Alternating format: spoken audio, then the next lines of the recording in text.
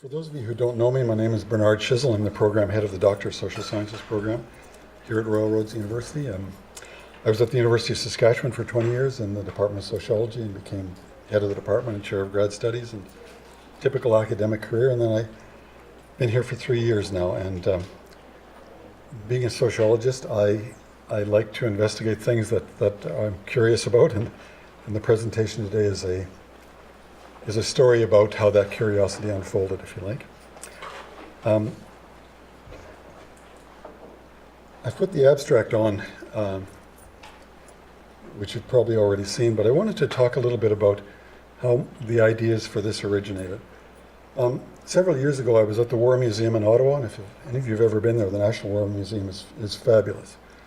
But I was there before they moved, and they had the displays in kind of an older building, and I was walking through them, and I noticed that most of the uniforms were really small.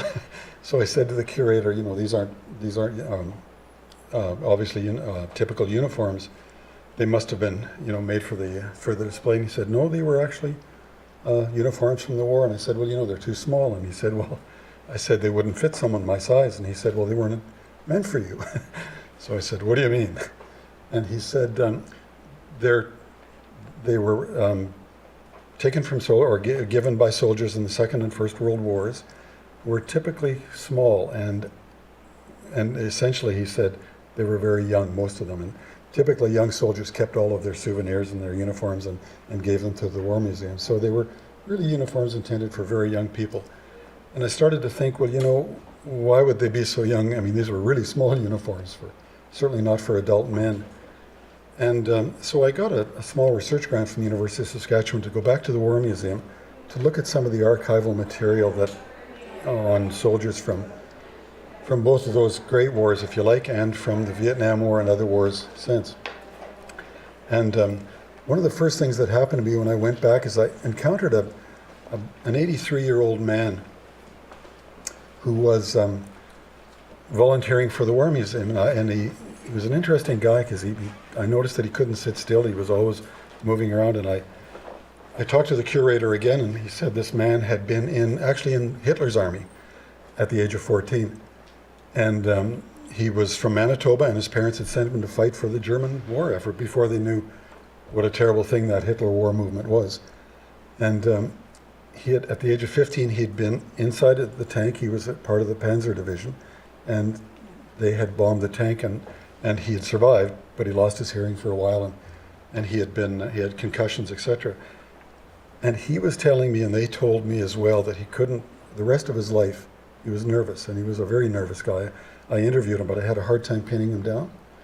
And I got the sense that this guy was damaged badly. And in my subsequent reading, I realized that the damage is partly because of the horrible things that happened to him, but partly because he was a kid. I mean, his mind was a typical young adolescent's mind, and he suffered extreme trauma, and it made him a really interesting guy, but a guy that really had a difficult time the rest of his life.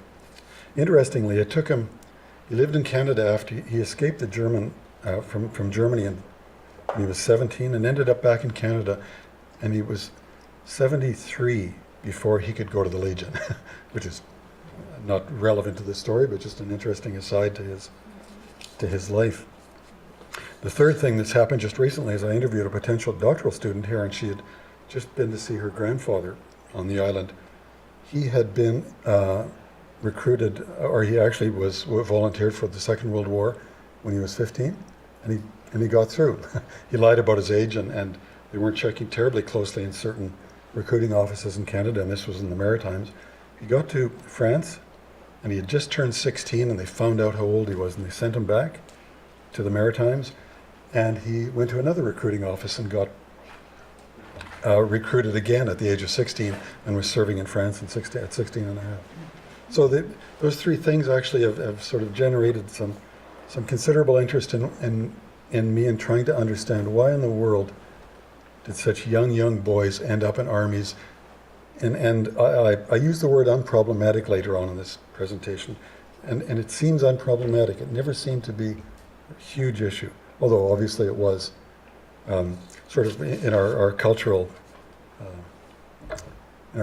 moral sense. It is an issue, but it never seemed to be an issue, I've gone back and tried to explore why.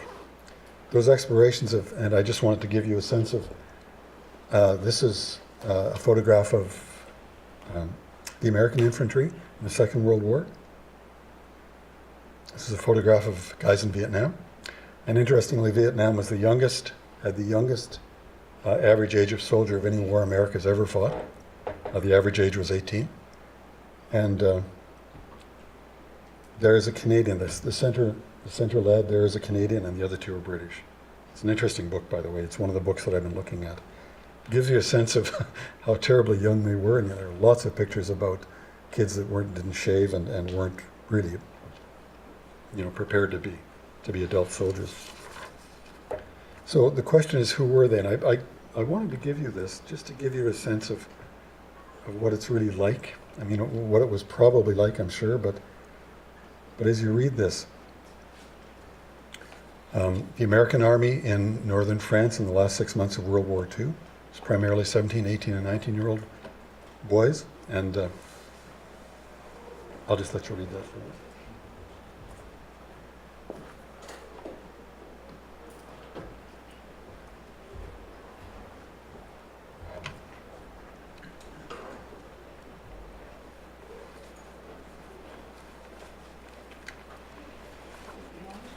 Sure. You said the American Vietnam was the youngest average age for American soldiers. Does that include the Civil War? Yeah, it does. The Civil War had terribly young soldiers, but also had older soldiers too. So there were men in their 40s and 50s who were alongside 14 and 15-year-olds. I wanted to show you this quote too, because this is the essence of what I'm doing. I'm studying letters and diaries from the First and Second World War and from the Vietnam War and from the Korean War and subsequent wars, but mostly from the First and Second and the Vietnam Wars. And how terribly, terribly important letters were to the survival of especially young men, young boys. As he describes it, they were the bridge between Vietnam and America at that time. This was written by a young lieutenant. The most important thing was to write, that's his statement. The statement was written by a young lieutenant. He was 20 years old. He was in charge of a platoon of, I think, 18 or 19. He was the youngest. He was the oldest by far in that platoon. He was giving girlfriend advice to 17 and 18 and 19-year-olds. And he wrote this letter to his unborn daughter. He wasn't married, and he didn't have a girlfriend. And he talks about the fact that a lot of the survival in Vietnam was based on writing. It didn't matter who they wrote to, as long as they were writing. So he was writing letters to his future daughter, and it was important to his mental health. There's a huge amount of letters written about Vietnam, Second and First World War as well, but Vietnam seems to be the war where the actual letter became the vehicle for sort of psychological survival.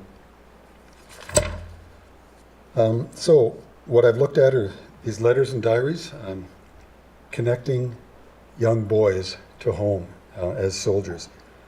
And the letters tell what was said, but they also tell what was not said, and they're really interesting about what they omit, and I'll get to that as we go through them. But the letters from World War I are interesting. They're very well written.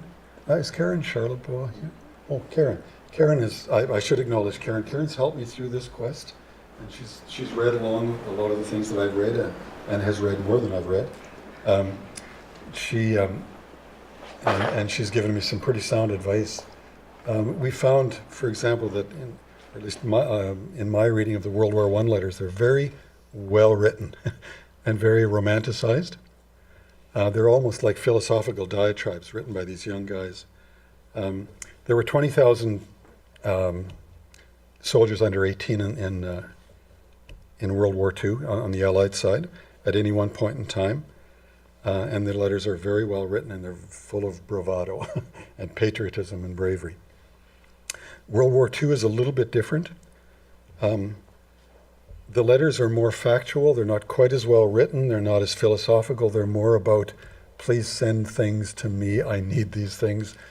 And so they're really about, we need your help, sending things to help us survive. They're very patriotic. They're very full of bravado as well, too. They, like the letters and diaries from the First World War, the letters especially, are written primarily to mothers. We find that very often, that the mothers are the audience for the letters, and the mothers are the responders to the letters. I'm sorry, I should just talk about Vietnam for a little bit. Vietnam, as I said, the average age was 19. The letters were a lifeline to home. The letters are hard to read from Vietnam, especially towards the end of the war. Soldiers abandoned their patriotism and started to buy into what America was saying about the war. They wrote some horrific things about what was going on. But up until that point, they were much like the letters from the first two wars. They were to their mothers primarily. They were very patriotic letters. The other thing that I did about Vietnam is I looked at letters from nurses. The average age of a nurse in Vietnam was 21. They were all women nurses. Their letters tell a different story than the letters from the boy soldiers. And I'll get to that in a few minutes, but the nurses were not philosophical. They were critical. They talked about the terrible, terrible physical and psychological damage. They were uncensored letters. The nurses' letters are probably the most profound understanding of the war. How did those letters pass into the public domain? Mostly because people have written about them. I mean, there's a war archives in Washington that's very good, but those letters didn't get there. The letters are mostly written in compilations of letters and diaries written by other people. Some doctoral dissertations, but mostly collections of letters written by other people. And it probably took 20 years for them to get into popular culture. It was that long before people were willing to accept that those kinds of criticisms were valid. The contemporary conflicts are interesting as well too. Communication has changed from Iraq and Afghanistan and places like that. Communication is immediate. It's out there in the world, and I think there's a type of self-censoring going on now in letters. They're not hard copy letters anymore. And because they're out there in the world, they're much more discreet, I think, much less overt. So the historical reading of boy soldiers. As you look through the history of the First and Second and Vietnam Wars, you get a sense that there was a cultural ideology that war is a young person's game. That young people were the ones that had to be the pawns, that they were the ones who were most capable physically, and who could be most, they were the most malleable, if you like. They were the easiest to train, to socialize, to be soldiers, and that they were the ones that could play the game the best. Interestingly, in all three wars, boys volunteered before men. So the underage soldiers were the first to jump into the fray. You can speculate as to why that's the case, but I'll talk about a few reasons for recruitment. And it's pretty clear that there was something about the culture of war and the culture of the army or the military that was very romantic to young men. There was a culture, and I grew up in that culture. I grew up on a farm in the middle of nowhere in Western Canada, and at that point in my life, there was the social conditioning for men in their pursuit of masculinity, about the suppression of emotion, and the value of courage over self-preservation. It was a cultural script that young guys bought into, and they did in Vietnam as well, as late as Vietnam. But the cultural script was easy to understand. It involved being a stoic, it involved being aggressive when needed to be, it involved defending women and girls against the horrors of the world. So it was a very masculinist cultural script, and you see that in these historical readings of soldiers.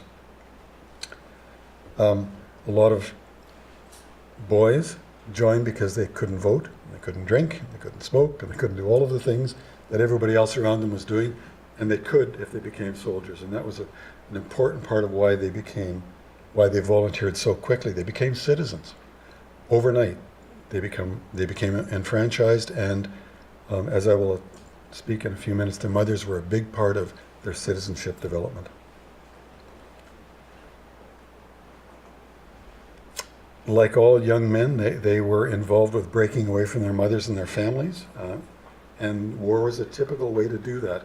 And if you grew up in a farm in the middle of nowhere like I did, you were pretty isolated and pretty alone, and it was pretty easy to want to get away from that. If the war provided the vehicle to do that, then you jumped at it. And it was a very common way for young men to break away from familial ties. And they had the help of their communities, and they had the help of their families in doing that. Recruitment in those three wars specifically had a lot to do with young guys' understanding of the development of their own physicality and their own masculinity. They were offered physical perfection. There's a wonderful book by Joanna Bork called Dismembering the Male, Men's Bodies, Britain and the Great War. She spends 400 pages describing how the armies and the culture of the military came to understand the importance of the young male body and how young men bought into physical perfection as an ideal, and it was a way of recruitment. The metaphor of the sports, it's actually more than a metaphor, it's probably quite aligned with military conscription, but sports does that as well too. It's about the perfection of the ideal body. A lot of young men, and especially in Vietnam, but certainly you see it in the first two great wars, the need to earn money for the family. As I said, young boys are trying to be citizens. Their fathers were the breadwinners primarily. They were trying to give back, and their understanding of their own masculinity had very much to do with becoming breadwinners, and most often denied that till they got into the army. Obviously the notion of adventure, and Karen and I have talked about this, but there's an amazing sense of, we're going to go see something really exciting. It's like traveling the world. We're going to go out and see things, and it's going to make us better people, and we'll be in this great adventure. And the adventures weren't great. I mean, clearly they were horrific things, but a big part of going out there in the world was this sense of adventure. Just going back to the idea of breadwinning, it wasn't. I should have mentioned too that especially in Vietnam, young boys went because they didn't want to be burdens on poor families, and that happened in the first two wars as well. Farm boys didn't. There were another mouth to feed, so this was a place where they could go where they wouldn't be a burden, and where they could give money back as well. Young recruits today, it's different, and a lot of the literature about why young men and women go into the armies today, or the military today, come mostly from America. And it's an interesting sort of intellectual phenomenon, I suppose, that American scholars are really trying to figure out why people volunteer for armies. Some of that funding comes from the War Departments itself, which is interesting, but anyway, the recruiting issue is different today. I mean, the armies are different today. Certainly the Canadian Army is different from the American Army as well. It's more of a peacekeeping army. It's more of a mentoring army, but even in America, there's a strong sense that the Army today will educate you. It will give you the education that you can't afford. It will educate you up to the point where you wish to stop. It's not true. It happens in some cases, but there's a very strong sense in young recruits that they will get an education and obviously get employed at the end of that. A lot of recruits in America are from non-intact families. So I suppose they're from families where they feel they have a lack of direction, a lack of grounding in the real world, and they find the military to be that place. Young recruits in America get a lot of respect from fathers. Fathers are sort of back into the equation now, and they were lost for generations, but American fathers have a large impact on recruiting, on volunteering for the American military. Patriotism. Especially visible minorities in America join the military out of patriotic reasons, or at least out of overt displays of patriotism. Immigration policy in America actually awards Hispanic boys and girls for joining the military by fast-tracking them into citizenship if they join. So there is an element of patriotism involved in, or at least overt displays of patriotism involved in military conscription now. There's a lot of work being done on the fact that young military volunteers, underage volunteers, have higher levels of risk and aggression than others. I'm not sure it's good work, but it's the kind of psychological work that you would expect, and that the military is a place where they can channel their risk and aggression. It's probably a bad assumption too, but certainly that's some of the research that's being done. And the notion of the development of self-discipline. You get a lot of young recruits who feel, and I don't know why they feel this, but I think it has to do with American popular culture, that they feel they're not adequate, and that somehow the military will give them a sense of adequacy that they can't find anywhere else in the world. There is a strong, and this wasn't the case in the past, but it's the case now in conscription that, in voluntary armies, that religion has a role to play. The majority of young conscriptees are fairly religious, more religious than the average, for whatever reason. You mean Christian? Probably in America, yeah. And the quest for athleticism, this is huge still. The ethos of the ideal male in football is probably it. I mean, football is like a bit like it's actually contracted a lot like a military maneuver. I mean, you move down the field against the enemy. Well, a lot of young men and women go into the military now to perfect themselves. You rarely get, in American military, you rarely get highly efficient and good athletes in the military. You get the poor athletes who want to become good athletes. Interesting research. It's interesting intellectually, but I'm sure that recruiters like to know this as well.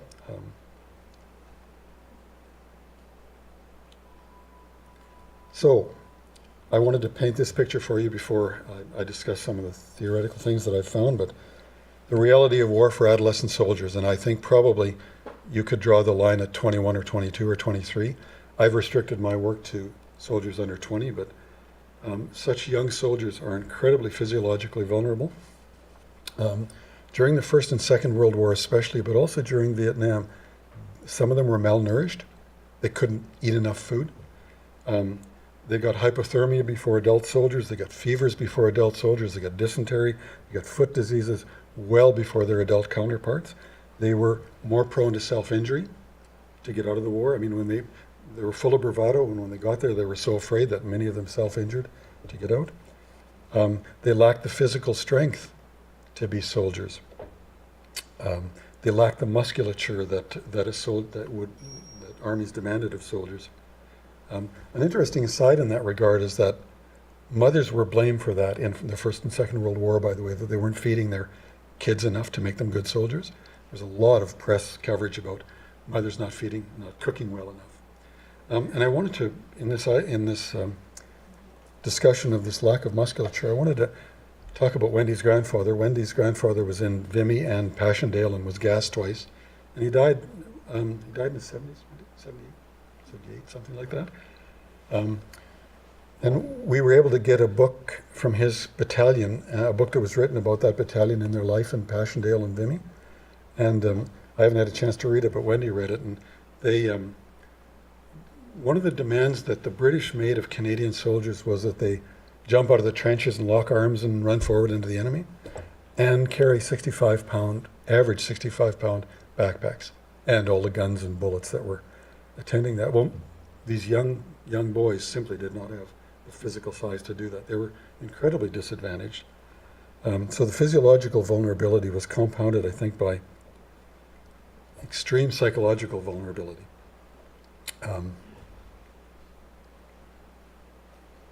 Think about when you were a teenager and the types of things that you saw and as a typical teenager, you're pretty volatile. Well, the things that young boys were faced with in the trenches in both wars and in Vietnam created post-traumatic stress disorder, certainly. And there's a lot of neurological science now to show that before the age of 21 and 22, when you're exposed to the extremes of horror that they were exposed to, it actually changes your mind. And that was what I said about the young German soldier that I interviewed in Ottawa. It changed his mind the rest of his life. There was an incredible generational naivety. In the First and Second World War, a lot of underage soldiers were killed by snipers as they were out collecting souvenirs from dead German soldiers. You know, kids collect souvenirs. And even though their commanders would tell them, don't do that, they'd run out and gather souvenirs. I had you read one of the descriptions of the Vietnam War about animal crackers. I mean, it gives you some sense that these are really naive, young kids that have no place in war. PTSD was much higher amongst boys than it was amongst men, much higher. And all of the things that attended PTSD. It was called shell shock in the First War. Vietnam, it was called malingering probably, but the different incarnations of PTSD had a strong effect on young boys before young men. Their addictions, especially in the First World War, the levels of alcoholism, where boys would land in France and fill their canteens with cognac, well, they became alcoholics much more before adults. In Vietnam, they became cocaine and heroin addicts much before adults, just because it was like something new, and their levels of fear were higher as well. And desertions were higher amongst boys than men as well too. And desertion was a very severely punished in the wars. And I suppose the desertion aspect has to do with if you go into something with excessive bravado, you also experience excessive fear at the other end. And certainly that was true of boy soldiers. So, the contents of the letters and diaries that we've looked at. The gendered nature of letters and diaries, as I said before, they're almost exclusively written to their mothers, and that included Vietnam as well. When they're not written to mothers, the talk changes. When boys are talking to their fathers by letter, they're talking about guns and tanks and describing things very factually. When they're talking to their mothers, they're talking about different things, their sense of patriotism, how well they're taking care of themselves, how they're being nice to everybody, and their care for other soldiers especially. And I'll talk about citizenship in a few minutes, but the letters are full of this talk about I'm being a good citizen, and it translates into extreme courage for fellow soldiers.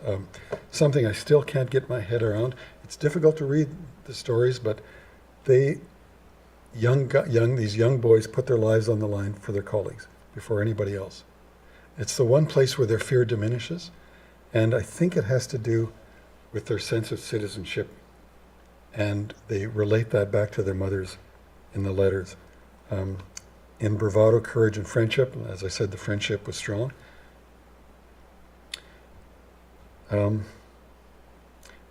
This too, and I think this was contrived, you get a sense that this unwavering benevolence and optimism was for their mother's audience. Because in Vietnam especially, when they wrote their male friends or their female friends of the same age, or even their fathers, the talk changed. Then they started to talk about this is the hell I'm living through. But this unwavering benevolence and optimism was restricted for the mother's audience in all three wars. The physical body, the nutrition and physical needs, it's fairly common in letters to mothers. I'm taking care of myself, I'm eating this, could you send this? When they do get injured, they talk about this injury was nothing. And then all of a sudden, when I was pouring through the letters at the War Museum, you'd see that kind of talk, and all of a sudden you'd get a letter from the War Department saying, this person had died, and Karen has mentioned that too, and you start to read these wonderful letters, and then all of a sudden they stop. You know full well that the letters are not full of factual accounting, they're full of a nice script because they're written back to home, back to mothers primarily. Young soldiers as a protector, you often hear the talk about, I'm going to send you, Mom, I'm going to send you money. I want to make sure that you're okay, that the family's okay, and And they actually give free advice to the younger siblings about staying healthy and being kind and all of that. So in all of that, there's no war talk until you read the letters from Vietnam to fathers and friends. Then you start to see talk about the war. But up until that point, when they're writing to their mothers, there's almost a cultural agreement or a linguistic agreement not to talk about it. And mothers don't, and the sons don't as well. And there's very little talk as well about self-preservation. Mom, I ran like hell to avoid getting shot. You never heard that kind of talk. The only self-preservation talk you did hear was this reassuring business that I'm staying healthy, that I've got a very good commander, and that we're safe. So the themes that I started to come up with, and with Karen's help, we worked through this and derived some common themes. This binary world of masculinity and the talk to the mothers, that young boys are really trying to, as soldiers, are trying to be masculine and to be adult-like men of good conscience and good citizenship. And when they write home to their mothers, they often put the needs of the mother and the family ahead of their own needs. I'm sending this money, Mom, I don't really need it, and you know full well they could use it. But it seems like part of the passage into manhood, where you've got this masculine world and then you've got the home world, and the home world is a nice, safe, rather feminine world, as opposed to the masculine world of the military.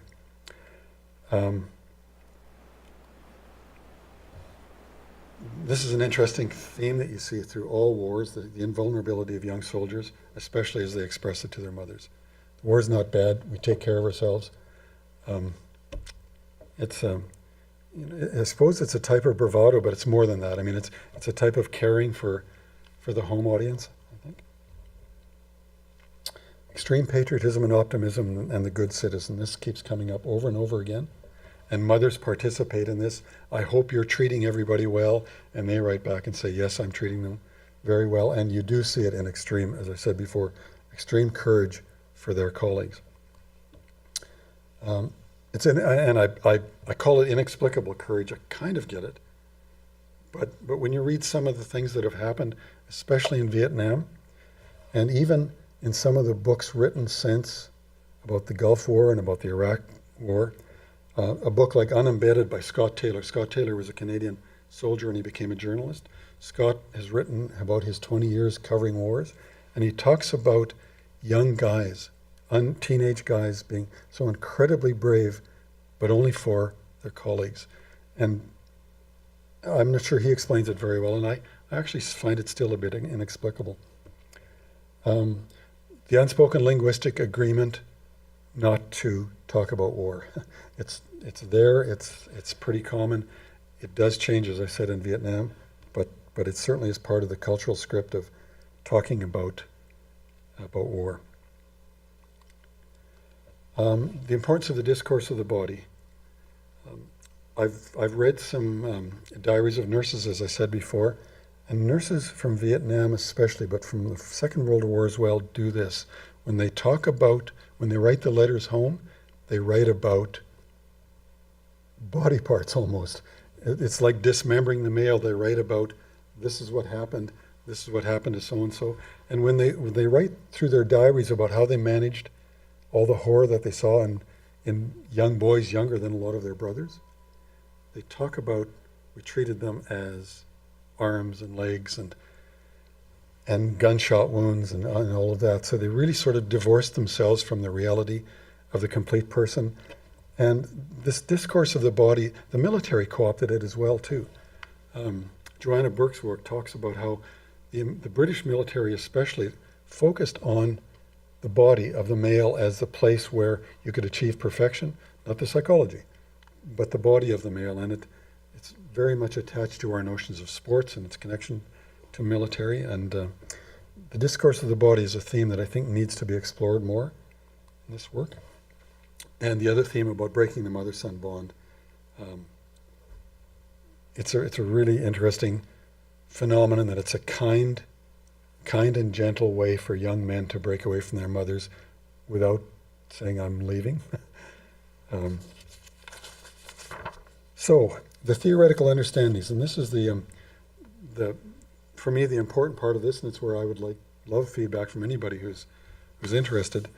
How do you understand all of this stuff that we've worked through, and we're in the very early throes of working through it?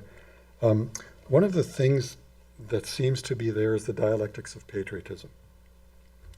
Young boys were very courageous, very patriotic. We're going to defend Canada. We're going to defend America. We're going to defend the Allies. And then they got to war, and the state couldn't protect them. And they knew it in the trenches. What I described before about the experiences of Wendy's grandfather and that trench warfare, they knew full well the state could not protect them. And their patriotism was put to task. And it's a dialectical relationship between, I need to do this for my country, and wow, what in the hell's happened when I got here? It was very common in Vietnam. Young Vietnam guys, in their letters to their friends, talk about the fact that what we're doing here is not productive, and there's nothing I can do to get out of it other than to injure myself, or defect, or desert.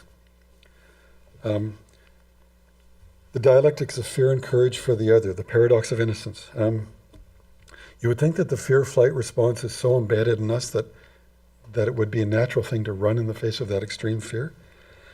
And yet yet the care for comrades and colleagues seems to have trumped that fear response.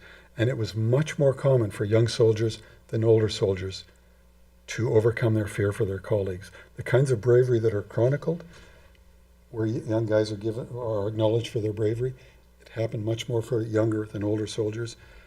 I call it the paradox of innocence. That has a bit of a negative connotation to it, but it's like the innocence of, well, I'll leave it at that. I'll call it the paradox of innocence and leave you to ponder through that with me. The theoretical standings, the dialectics of child rearing. Mothers, in the literature you get a lot of mother blaming. And in fact, when you read what happened during the war about the statements made by mothers, you get a sense of, what were they thinking? And yet, when I started to put the letters together with the situations at home, mothers were given the role of citizenship training. I expect that they still are, that their role, especially in wartime when fathers are somewhere else, they're in factories, they're in farms, they're in the armies, they're away, mothers are given that role to train good citizens. And in that role then, they became a good mother at one point and a good patriot at another point, and those were diametrically opposed situations. The good mother's role was to protect the child at all costs. The good patriotic mother was to make sure that the sons were citizens. And to be citizens in wartime, you had to send your kids off to war. So they were caught in this incredible dialectic relationship with themselves as child rearers. And think about growing up in a small town like I grew up in.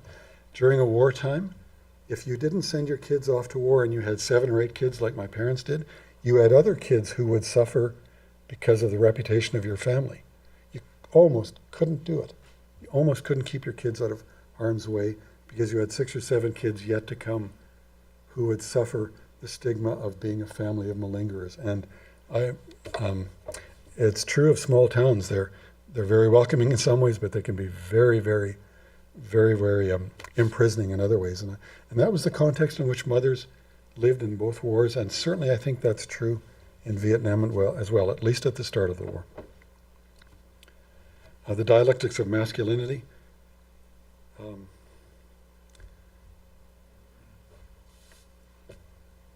War is the ideal context for the development of masculinity. I said that before, but these young men also needed to preserve and help preserve the home as the place where they could feel safe and secure, and somewhat non-masculine as well too. So they were caught in this bind of working with their mothers to create a context in which the home was the safe, secure environment, and then this other context which is so opposed to it.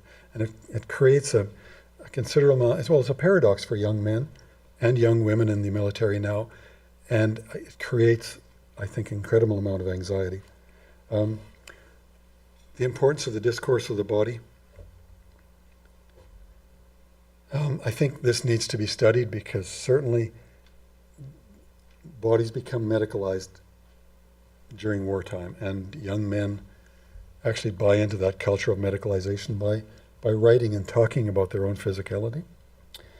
And the last 2 points I think are the most important for me anyway, and the things that I'm probably will focus on mostly. The dialectics of motherhood, the cult of the motherhood, and the role of the good son. The patriotic mother versus the protective mother. You see both archetypes in war. Let me read you a couple of excerpts from, and these were during the Second World War in the American press, and these were comments by mothers to the American press. A Madison, Wisconsin mother said, "Would that I had 10, I would give them all. 100 sons to give to the cause of democracy." For example, the mother of an only son envied another mother whose only son would be at the front before her son. Comments from mothers about true love sacrifices and does not count the cost. But mothers became actively involved in the slacker movement too. There is no room for slackers in the American military. One mother said she'd be happier to have a son dead in France, sleeping in a soldier's grave beyond the sea, than to have him alive and safe, shirking his duty in the bulletproof job at home. We encouraged him to enlist. Somebody has to go to war. Somebody has to be killed and captured. We aren't shirking our duties. One of the interesting things about that point in time was that mothers became involved in the recruiting movement, actively involved in the recruiting movement. And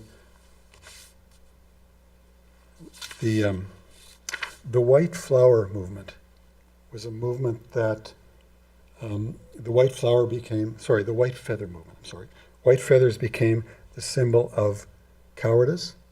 And in Britain and in Canada, mothers and young girls would walk around passing out white flowers to men and boys who were not in the military during the wars.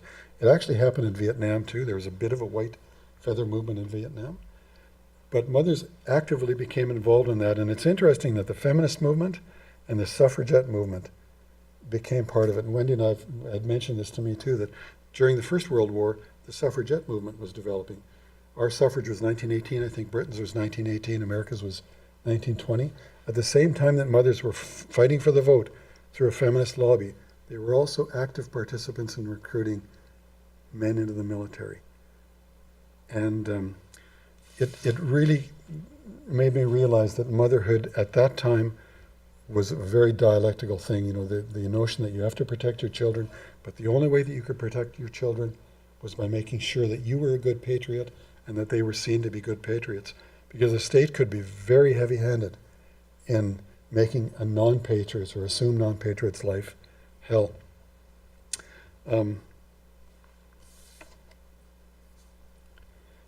Women were to suffer in silence. It's interesting that when you read in the First and Second World War, Vietnam somewhat, but in the First and Second World War, mothers would go to grave sites and never cry because they were often pressed there. There was a sort of national cultural movement to make sure that mothers suffered in silence because it was bad for morale if they didn't. And mothers were very, very willing to do that in their role as the patriotic mother. The politics of mourning is interesting too because it's all embedded with the dialectical position that mothers were caught in at that time. Now, one of the problems is a lot of the literature, if you don't read between the lines and read these diaries carefully, you get a lot of mother blaming in the literature. Mothers were awarded the Silver Cross when their sons were martyred. The largest statue in the Vimy Memorial is dedicated to Canadian mothers. It's called the Spirit of Canada. It's the mothers. It's called the Mother Canada statue. Mothers were culturally rewarded, as were their children and their families, for being patriots. And a lot of the literature casts blame on mothers for being too easily manipulated to become patriots. I think it's bad theorizing. I think there's something more to it, and I think that a lot of it has to do with how mothers and sons had sort of a natural affinity and a natural agreement to protect each other, both politically and individually. it changed in America. Cindy Sheehan was the woman whose son was killed in Iraq. He was 21. And she set up her camp outside of Bush's ranch in Texas. He wouldn't talk to her. When she was in Portland, she confronted him and he wouldn't talk to her about it. So she set up camp outside his ranch. She became the lobbyist for the anti-war movement and has been somewhat successful. She tried to run for a couple of, she tried to run as a Democratic candidate in America, and the Democrats shunned her, although they shouldn't have, but they did. Her voice was heard for a while, and now her voice has been silenced. They're trying to get her for back taxes and lots of things. So they're trying to punish her for not suffering in silence. Other mothers from sons lost in Iraq have taken up the other cause, the cause that the way to honor your son or your daughter for being killed is to support the war. And that movement has gained much more credibility in it. And it goes back to the suffering in silence culture that was built up probably starting with the Civil War in America right up to the Common Era. I wanted to give you a couple examples of the incredible pressure that mothers came under too.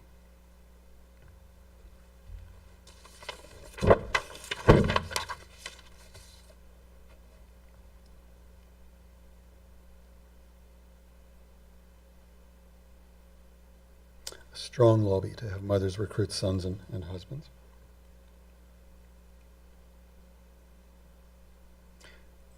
The last line, the absolute implicit assumption that you would not let him go, that mothers are responsible for the construction of the military.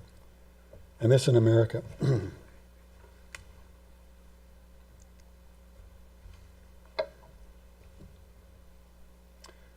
So, the last few things I want to say to you is that as I carry on exploring this and start to write about it and conceptualize it, gender and parenting is a huge part of understanding young boys in wartime. And certainly the mother-son relationship. And it'd be interesting to explore now the mother-daughter relationship or the father-daughter relationship as the military changes. Certainly patriotism in the military, trying to understand what patriotism really means and whether it's absolute patriotism towards your country or is there something else going on that you have to live in a context the rest of your life and your family has to live there. And so patriotism is a very complex thing. I think a lot of this work should look at sports, war, and the conceptions of excellence. And I think the military really has done a good job of portraying itself as a place where excellence can be achieved. I think the military is going to change dramatically as Canadian forces become more peacekeeping and peacemaking. There's a lot more mentoring going on than there ever was in the wars. There was almost no mentoring, by the way, in the 3 wars that I've looked at. Young boys went off to France and they jumped into the trenches. In Vietnam, the first thing they did when they got to Vietnam was smoke marijuana or find a drug dealer, and then they would go into the fray. So I mean, they were absolutely unmentored except for boot camp. And I think one of the ways of exploring this is to look at people's narratives. You can look at the historical accounts that have been made to date, and they're interesting, but I think embedded in the way people actually talked at that time and in the current world, I think that's where the real secrets lie in all of this. So I will stop there, and I'd like to ask her any questions that you may have about any of this. Cindy. One of the things I think is most important is the thing where the kids thought they were going to miss something. My dad was 17. Don't even know if he was 17 when he lied about his age. Went down there and told them he was 18, and he wanted to be in the Air Force. He was a tail gunner in the Second World War, and I asked him why, and he said, I was going to miss something exciting, and he said, and that's why he went. And I asked him if he got anything exciting when he went over there, and he usually always joked. He'd say, "Oh, I didn't." He says, "I closed my eyes," or I would put up a sign that said, "If you don't shoot me, I won't shoot you." But I think that he said that all his friends who were the same age, that's what they were missing. They really were going because they're from small towns, they're from like I said, he was from a farm, and they were going to miss the Yeah. excitement. Yeah, adventure is a big part of it, Cindy. Well, I suppose I'm interested. I mean, I taught the military for 4 years in the UK, and I'm interested not to throw out very important values whilst we challenge very important problems.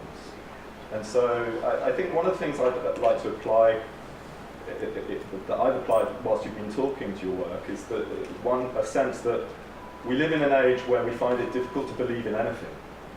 You know, people have a great deal of incredulity to people who commit for lifelong commitments. You know, we know that young men are, you know, not marrying nowadays, that even the Pope resigns.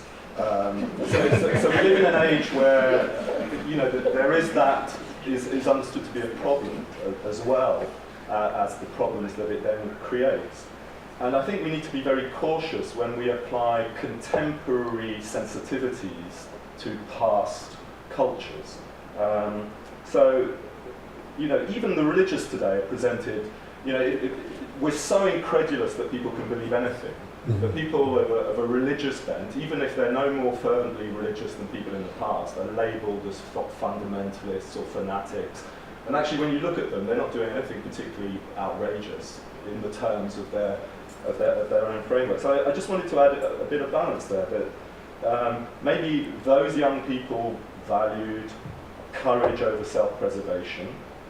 Do we now live in an age where self-absorption, you only need to go to any bookshop and see the number of books that have got the word self in the title to see that they outnumber science books 3 to 1. Okay?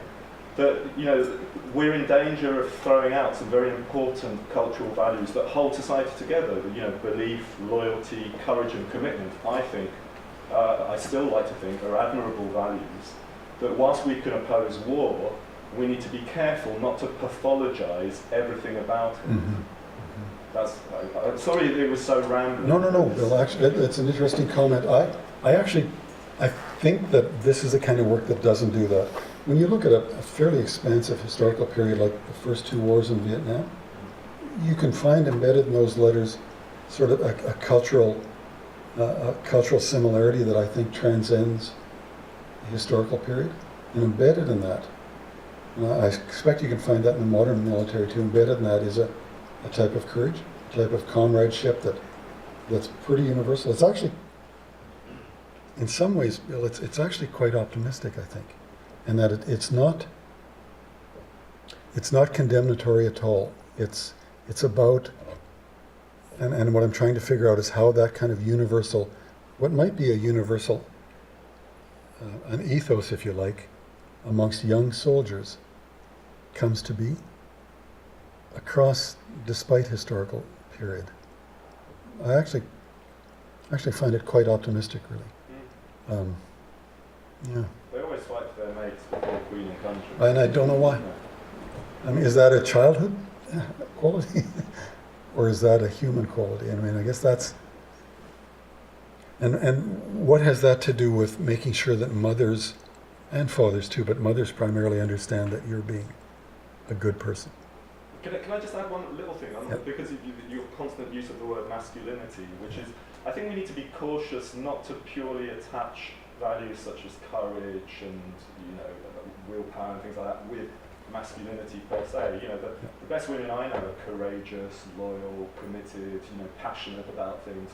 You know, and I think sometimes there's a false caricature in the literature between feminine values and masculine values, and I don't actually necessarily think masculinity is male and femininity is female. You know, I think we need to separate the sex from the values. Well, of course, courage is something that certainly has probably has very little gender association, but I guess I should have footnoted all of this by saying self-perceptions, or their self-perceptions of courage.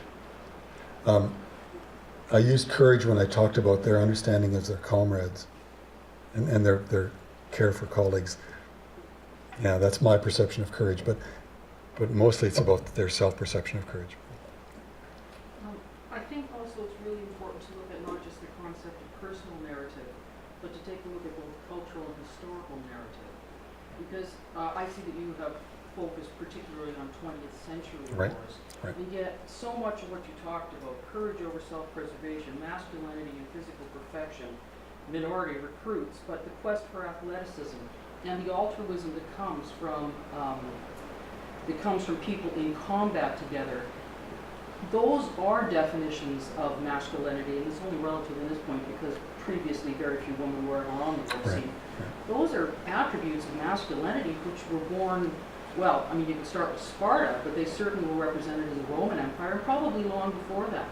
I think it's important to recognize that all of these issues are issues that have been, what have, in the historical narrative, literally spoken to what the very nature of masculinity is. And I think that it's not terribly surprising to myself, I'm a cultural historian, it's not terribly surprising to myself that you get these acts of extraordinary courage, particularly towards one's mates on the field, because that is absolutely integral to the creation of the masculine identity basically in the world scene. If you take a look at that song by Dire Straits, Brothers in Arms, it's just touching, and yet it has a resonance to it that speaks to the entire history of military progress and battlefield. Yeah, well said. It's just an interesting anecdote to that. When you do look at the letters from Vietnam from nurses, they were probably as brave with their colleagues as the men, as the young boys. So certainly it doesn't know, I mean, it transcends sex, I think.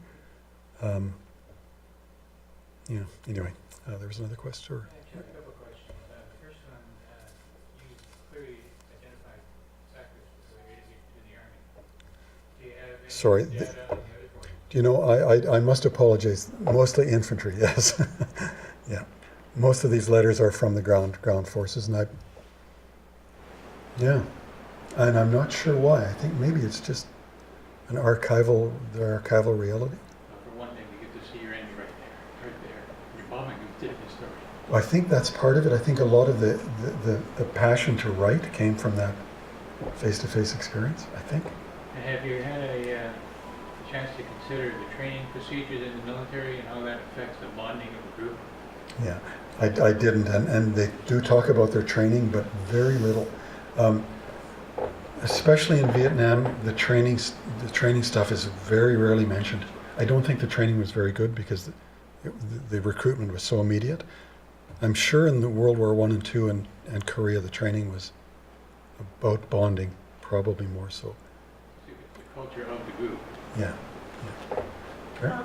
Vernon, in the First and Second World War, there's they would be on ships too, being sent from Right. Canada to Europe. So there was that time when they were on the ships as well. That would contribute to the bonding. That's right. Yeah, good point. If I could add, I've got 22 years in the military, retired now. Sure. But when you talk about that concept of having courage for your comrade, to me, when I look at that, I have a hard time understanding what the opposite of that would be. That's an interesting point. Fear and to be afraid and then flee. I guess what I'm trying to say, for me, it's foreign to consider that everybody doesn't have that same thing, despite being military or not. Whether it be your friends, civilian friends, or wherever, or just people here, right? It seems foreign to me that somebody would not, regardless of background, have that sort of bravery for their comrades. It's never tested the way we live now, is it? I mean, the only test you ever get of that, and it's in its extreme, is during wartime. And to actually have, I mean, you can say that as in a theoretical context, but actually have it tested and to carry through with that, you consider it commonplace. I consider it extraordinary, I guess. The training is very, even considering I joined in 1990, but the whole time through the career, in your training in the military, it is very heavily enforced to look out for people around you.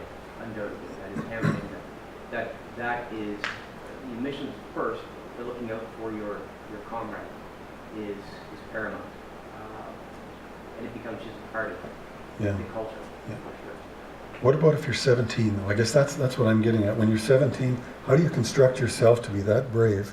even and because you don't get a lot of military training in wartime, in these kinds of war times. How do you construct yourself to be that brave so quickly? In an age that believes in nothing. You know, Yeah. that's the difference. You know, that's why you can't compare the present with the past. In that sense. And I also think you can't compare the present with the past because the concept of a good Christian was inherent to Right. most of the people during the first, second, you know, and you know, Korean, you know, was still very embedded in society. And so, in the place where your adulthood might not be present, and in the place where your even your training might not be present, the concept of caring for the common good was both reflected in patriotism and caring for your brothers in arms. And you've implied that that's changed from the comments. There was a question here.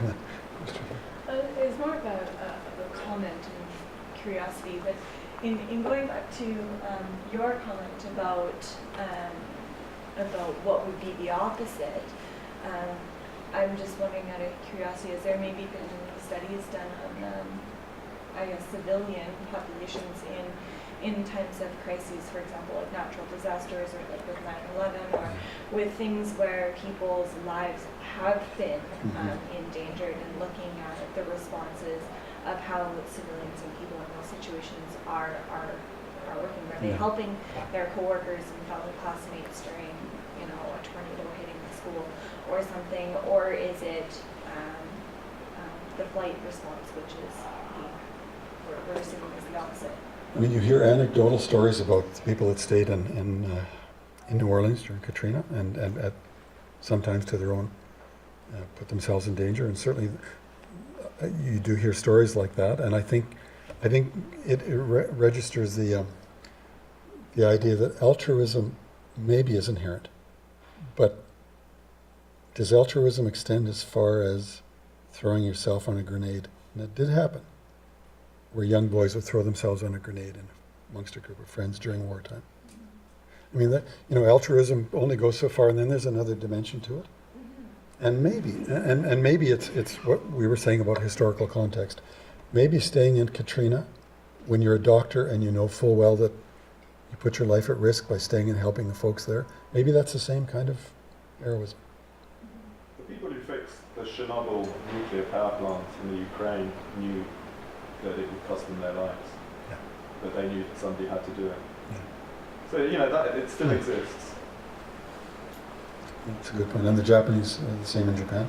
To a degree, the interesting thing in Japan, I'll just briefly add, was that it was national governments were telling their people to get out, when a lot of the people on the ground were saying, no, I want to help my mates, they're in a mess here. Yeah. And so now interesting. we've got at a government level dictating to people, you've got to get out, you won't get your insurance if you don't get out. You know, so actually all the cultural reinforcers go the opposite Go way. the opposite way. That's interesting. Question? The group thinking that goes on during the training process is that if you're taking care of your buddies will also take care of you. Yeah, I suppose that's part of it. It's incredibly powerful force after a while. And Yeah. I think as a person started his career as a 17-year-old officer cadet for a group. Yeah, that extreme kind of courage might be self-interest, although it never appears to be. Becomes It's part of great. the culture. And just never think of doing any other way. Yeah, that's very interesting.